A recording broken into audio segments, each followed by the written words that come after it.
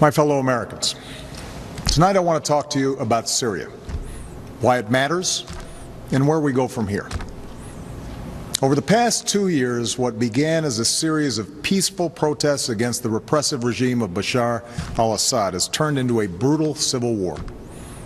Over 100,000 people have been killed. Millions have fled the country.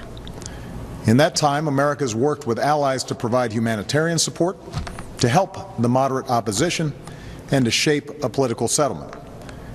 But I have resisted calls for military action because we cannot resolve someone else's civil war through force, particularly after a decade of war in Iraq and Afghanistan.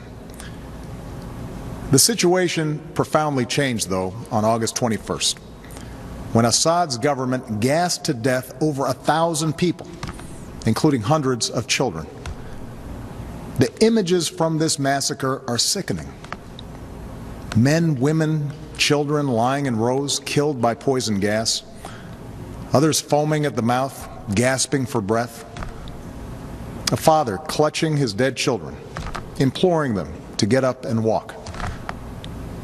On that terrible night, the world saw in gruesome detail the terrible nature of chemical weapons and why the overwhelming majority of humanity has declared them off limits, a crime against humanity, and a violation of the laws of war. This was not always the case. In World War I, American GIs were among the many thousands killed by deadly gas in the trenches of Europe. In World War II, the Nazis used gas to inflict the horror of the Holocaust. Because these weapons can kill on a mass scale, with no distinction between soldier and infant, the civilized world has spent a century working to ban them.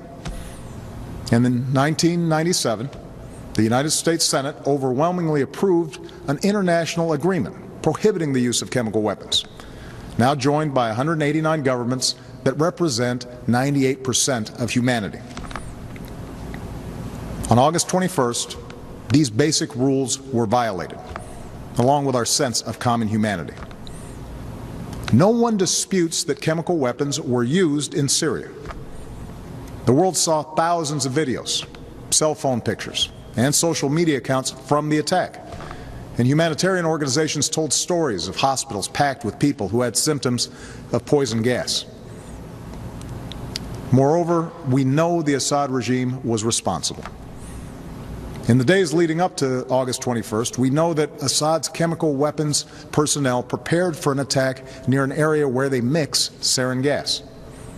They distributed gas masks to their troops. Then they fired rockets from a regime-controlled area into 11 neighborhoods that the regime has been trying to wipe clear of opposition forces.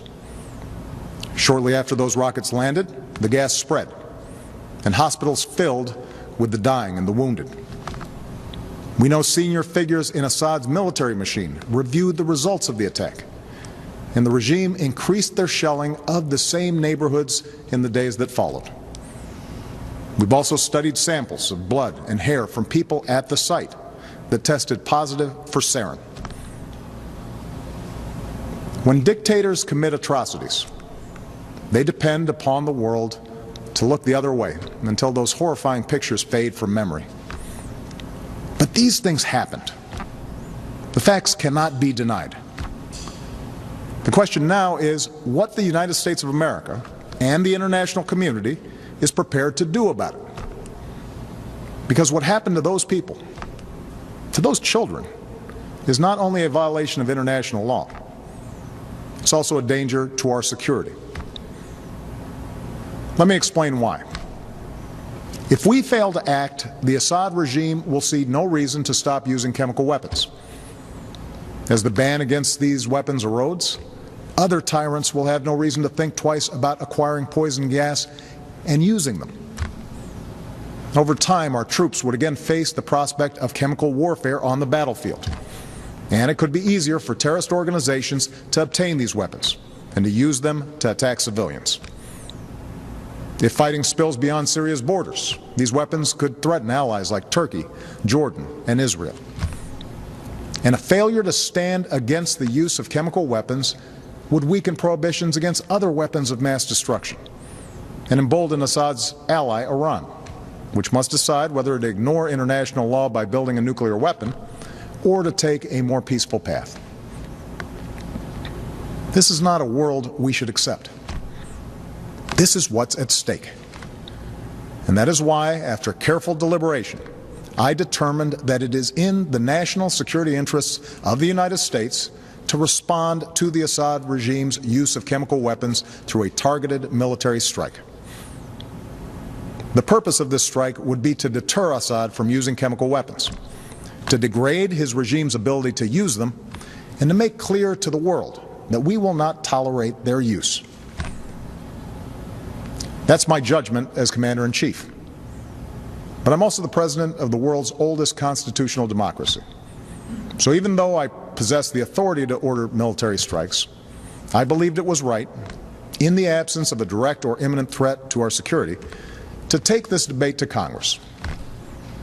I believe our democracy is stronger when the President acts with the support of Congress.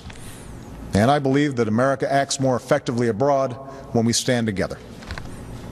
This is especially true after a decade that put more and more war-making power in the hands of the President and more burdens on the shoulders of our troops, while sidelining the people's representatives from the critical decisions about when we use force. Now, I know that after the terrible toll of Iraq and Afghanistan, the idea of any military action, no matter how limited, is not going to be popular.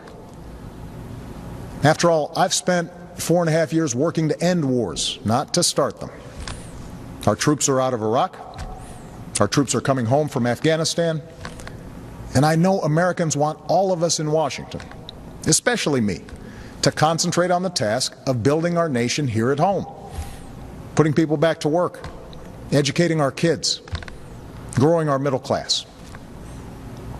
It's no wonder then that you're asking hard questions. So let me answer some of the most important questions that I've heard from members of Congress and that I've read in letters that you've sent to me. First, many of you have asked, won't this put us on a slippery slope to another war?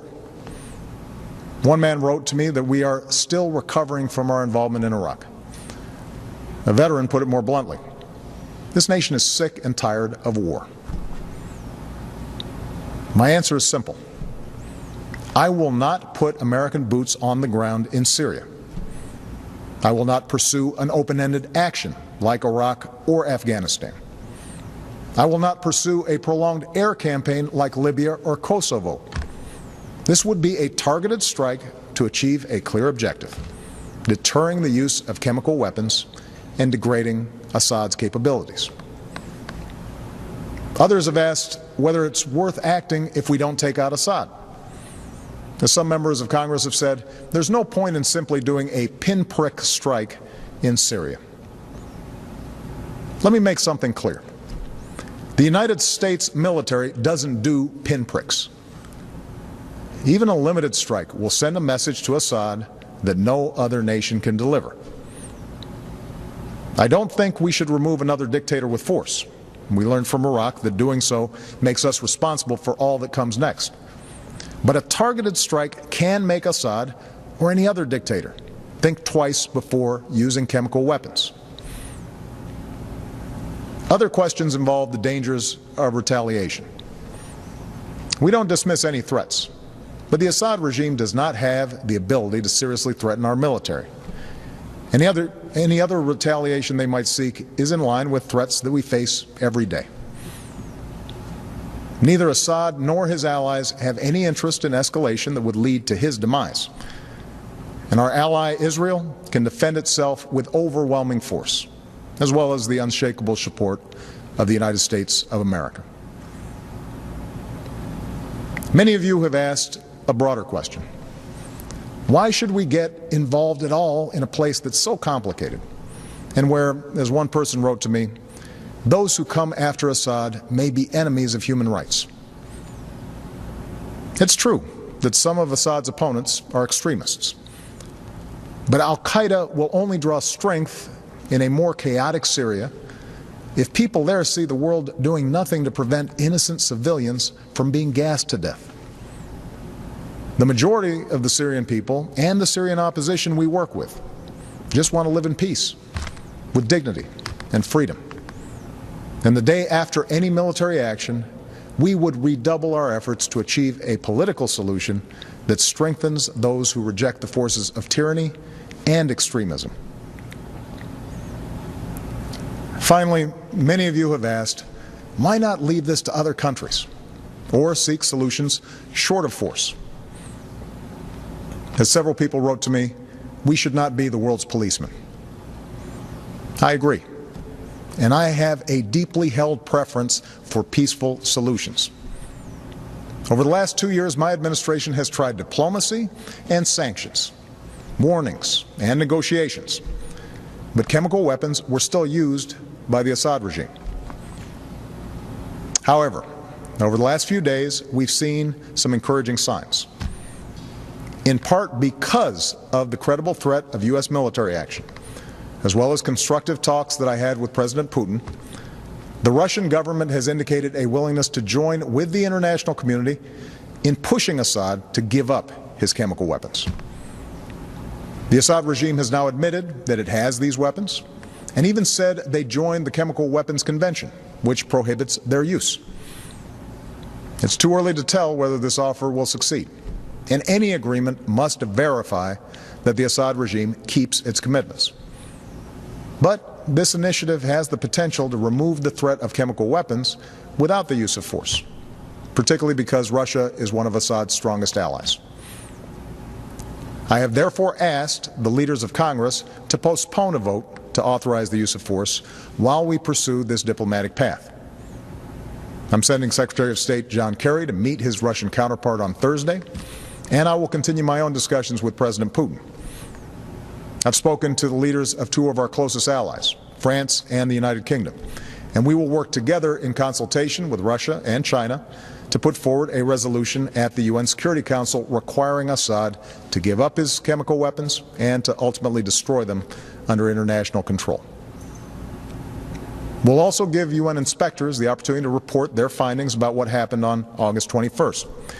And we will continue to rally support from allies from Europe to the Americas, from Asia to the Middle East, who agree on the need for action.